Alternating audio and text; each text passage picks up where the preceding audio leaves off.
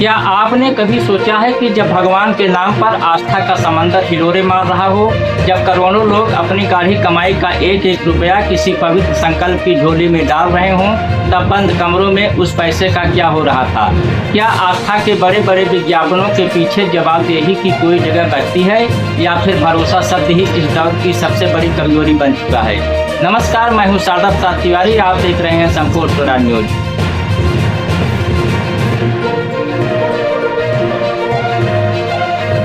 आज बात अयोध्या की, उस अयोध्या की जिसे लोकतंत्र की अदालत से न्याय मिला, जहां भव्य राम मंदिर की दीवारें खड़ी हुई, लेकिन उन्हें दीवारों के भीतर एक ऐसा सच भी छिपा था जिसने हर उस सनातनी के दिल को झकझोर दिया, जिसने रामलला के नाम पर अपनी जेब से दान निकाला था।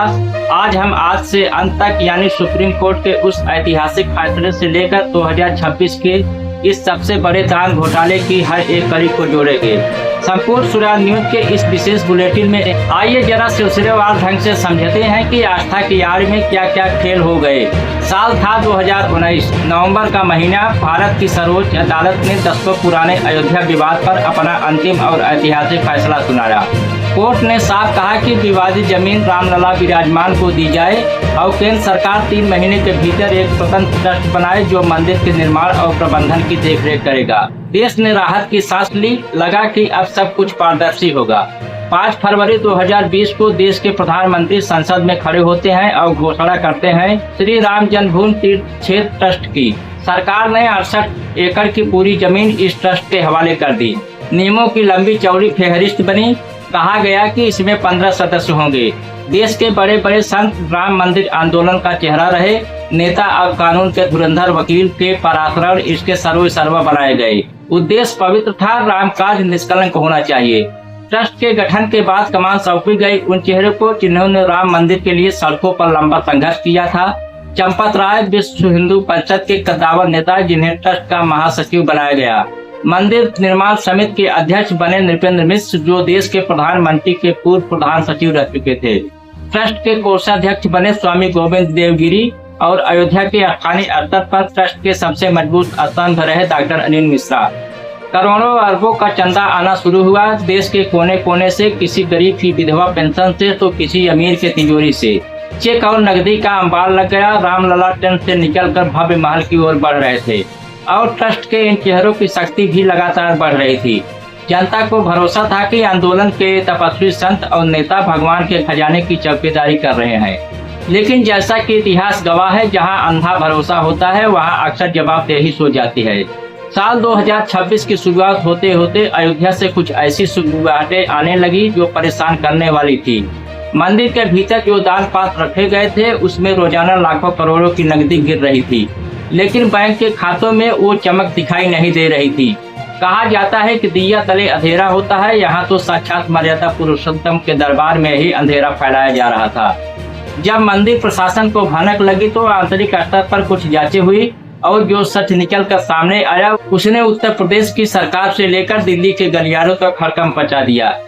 बात इतनी बढ़ गई कि उत्तर प्रदेश सरकार को आनन फानन में एक विशेष जांच दल का गठन करना पड़ा। जब पुलिस और एसआईटी ने मंदिर के काउंटिंग रूम और सीसीटीवी फुटेज खंगालने शुरू किए तो पता चला कि यह कोई छोटी मोटी चोरी नहीं थी। यह एक सुनियोजित नोट चोर सिंडिकेट था जो साई की तरह करोड़ों रुपए गायब कर रहा था। एसआईटी की चार्जशीट और कार्रवाई के मुताबिक इन सिंडिकेट के 8 मुख्य किरदारों को दबोचा गया। जरा इनके नाम और काम सुनिए। रमाशंकर यादव उर्फ टिन्नू, जो दान पात्रों की निगरानी और सुरक्षा का मुख्य सिपहसालार था, लेकिन आरोप है कि वह खुद ही सबसे बड़ा सेंधमार निकला। रामलला के चंदे के पैसे से इसने आसपास बेनामी संपत्तियां खड़ी कर ली। लवकुश मिश्रा और मनीष यादव ये वो लोग थे जिन्हें नोटों की गिनती का जिम्मा मिला था। जब इनके घरों पर छापेमारी हुई तो लवकुश के पास से 12 लाख और मनीष के पास से 36 लाख रुपए की नकद बरामदी हुई। सोचिए, जो हाथ भगवान के चरणों में अर्पित नोटों को गिनने के लिए थे वे अपनी जेबें भर रहे थे।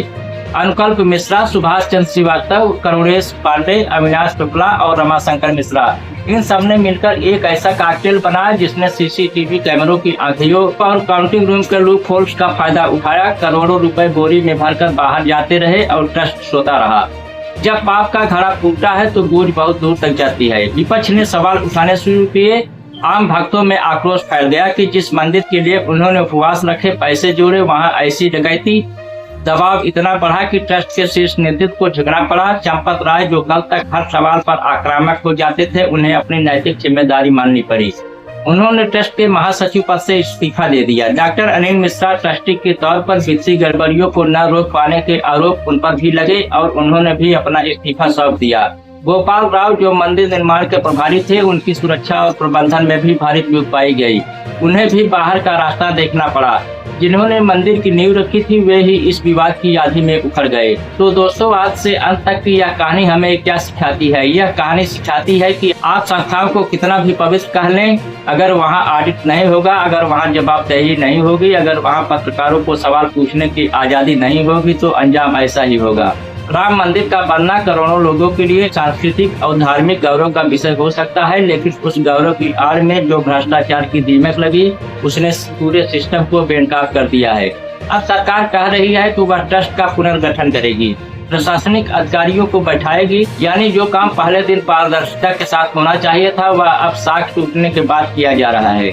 सवाल तो पूछे जाएंगे, क्या चंपत राय और अनिल मिश्रा का इस्तीफा ही काफी है, या उन करोड़ों भक्तों से माफी भी मांगी जाएगी जिनकी आस्था के साथ खिलवाड़ हुआ? क्या यह घोटाला सिर्फ इन 8 लोगों तक सीमित था, या इसके पीछे कुछ और बड़े सफेदपोश चेहरे हैं जिनका नाम SIT की फाइलों में दबा हुआ है?